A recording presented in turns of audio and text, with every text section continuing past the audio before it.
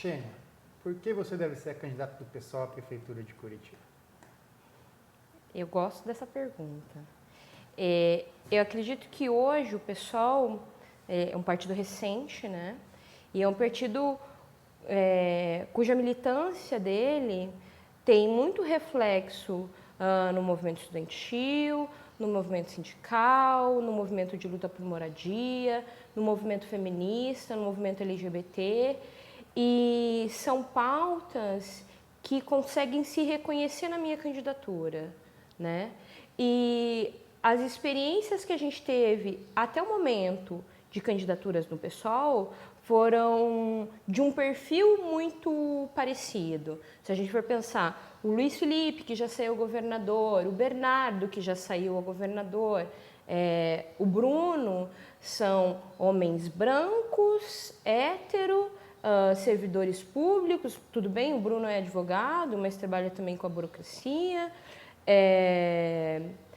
Enfim, tem um perfil que segue uma mesma lógica. Eu acho que a minha candidatura quebra um pouco com essa identidade que vem se repetindo dentro do PSOL e se apresenta também como uma resposta às manifestações de junho, ao Fora Cunha, a uma reflexão e uma juventude que vem se mobilizando na cidade de Curitiba e que enxerga no meu nome a possibilidade de uma construção política que os represente de forma verdadeira, material, enfim. E as pessoas se sentem parte disso. Eu acho que ela traz uma relação de pertencimento à campanha política, assim. O que a Xênia levaria para a eleição de prefeito de Curitiba que os outros candidatos não levariam? Do PSOL, acho que são várias coisas. Um debate que eu venho fazendo agora, que eu acredito que é importante em toda a militância, é pensar no respeito e na humanização da candidatura.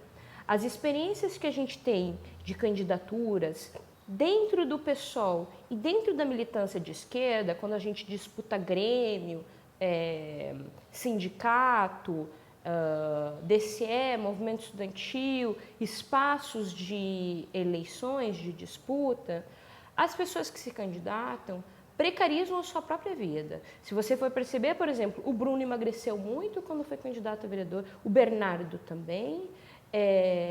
Eu acredito que a gente tem que olhar para isso de forma humanizada e pensar em construir uma campanha que não precise exigir daquela pessoa que se candidata que ela se deteriorize nesse processo. Então vamos pensar de que forma a gente pode construir uma campanha que humanize e respeite a singularidade, inclusive física, dessa candidatura. Essa é uma das questões. A outra que fica muito latente é a perspectiva feminista e a perspectiva da periferia também, né? Porque o Bernardo, o Luiz Felipe e o Bruno são de uma realidade. José Adelino não, José Adelino também é da periferia, mas enfim, eu trago muito esse debate da periferia, que é algo que vem, inclusive, ocupando mais espaço dentro do nosso partido, que existia uma crítica grande por ele ser universitário, classe média, e hoje a gente vem incorporando forças da periferia muito importantes para a nossa luta de classe e o nosso desejo de construir uma cidade nossa, que eu acho que a minha candidatura se difere. Voltando a essa questão assim, de você respeitar a integridade do candidato, da candidata, é o fato, por exemplo, que eu tenho um filho pequeno. Isso coloca uma limitação real dentro da minha campanha. Eu acho que precisa ser debatido e que precisa ser encampado. A gente tem que, sim, o desafio de uma militância de esquerda que começa a incorporar a realidade da mulher trabalhadora. E a realidade da mulher trabalhadora é a mulher que é mãe, é a mulher que tem compromisso com, né, que tem responsabilidade com o trabalho doméstico, de que forma que a gente pode sim ser coerente com aquilo que a gente defende, se a gente sempre acolhe candidaturas de homens que muitas vezes sequer dividem de forma igual a responsabilidade do trabalho doméstico. Né? Então, assim, sustentar a campanha da Xenia Mello é dizer também para a militância de esquerda que é sim possível construir uma campanha de uma mulher trabalhadora que assume a sua realidade individual e as consequências da vida privada e que é permitido também, né, que é possível, permitido não porque eu estou pedindo autoridade também, mas assim, que a realidade permite, que a realidade material não sufoque a realização da vida pública, né? Enfim. O pessoal tem tudo para esse ano eleger o primeiro vereador em Curitiba. A Xenia Mello, com essa pauta, não seria uma ótima vereadora de Curitiba? Então, esse é um dilema muito grande. Eu acho que quando eu escolho lançar a minha pré-candidatura, eu arrisco. É uma decisão de risco. Né?